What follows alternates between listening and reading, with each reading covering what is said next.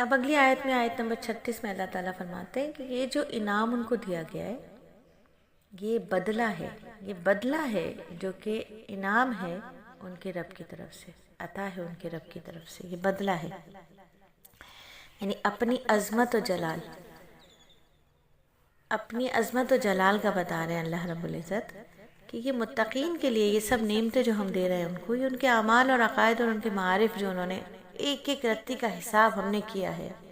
تمام نیکیوں کا بدلہ ان کو دیا ہے ہم نے، یہ بہت کافی ہے،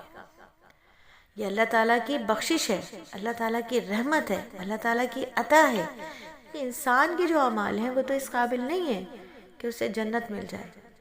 ہم سب اپنے اعمال کو اچھے طریقے سے جانتے ہیں، تو جنت کیا ہے؟ اللہ کی رحمت ہے، یہ اللہ کی شان ہے، یہ اللہ کی شان کریمی ہے، یہ اللہ کی جود و سخا ہے کہ اللہ رب العزت پھر بھی فرما رہے ہیں کہ یہ تمہارے اعمال کا بدلہ ہے، جو تم اللہ کے لیے کرتے تھے، یہ بدلہ ہے، یہ بدلہ ہے، یہ انعام ہے تمہارے رب کی طرف سے، جو تم نے ٹوٹے پھوٹے اعمال کیے، یہ اللہ کی طرف سے اس کا بہترین عطا ہے، تو بدلہ بھی اللہ رب العزت کی بخشش ہے، اللہ کی رحمت ہے، ورنہ ہمارا اگر محض ہم اپنے یہ سوچیں کہ ہمارے اعمال پہ ہمیں مل جائے گا، تو ہمارے اعمال تو ایسے ہیں ہی نہیں، ہمارے اعمال تو ایسے ہیں ہی نہیں کہ ہم اپنے عمل کی بدولت دوزخ سے بچ جائیں، یہ نہیں ہے، اللہ نے ہمیں دوزخ سے بچانا ہے، یہ اس کی رحمت ہے، ورنہ ہمارے اعمال ایسے نہیں ہیں، اللہ نے ہمیں جنت عطا فرمانی ہے، اس کی رحمت ہے، یہ اس کی جود و سخا ہے، تو اللہ رب العالمین کی بخشش ہے، اللہ کی رحمت ہے، ظاہر ہے اللہ تعالیٰ مالک ہے، اللہ تعالیٰ قادر ہے، ہمارے اعمال تو ایسے ٹوٹے پھوٹے ہیں، اللہ تعالیٰ تو اپنی رحمت سے ہمیں جنت میں بھیجیں گے، جنت تو خالص اللہ تعالیٰ کی فضل و کرم اور رحمت سے ملتی ہے، لیکن اس کو بھی اللہ رب العزت نے بندوں کا عمل قرار دیا، بندوں کا عمل قرار دیا،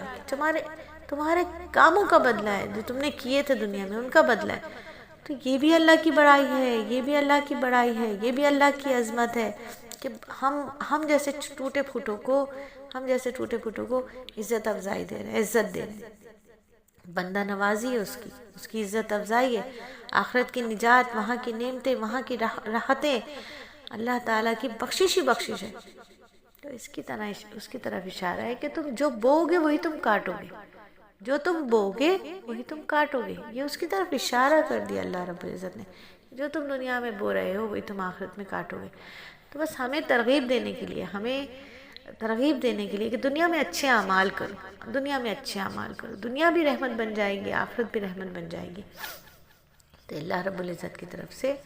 عطا ہے، جنت کیا ہے؟ اللہ کی عطا ہے، اللہ کی رحمت ہے، اللہ کی بخشش ہے، اللہ تعالیٰ ہم سب کو ایسی رحمت، ایسی بخشش عطا فرمائے، اللہ ہماری دنیا بھی بہترین فرمائے، ہماری آخرت بھی بہترین فرمائے،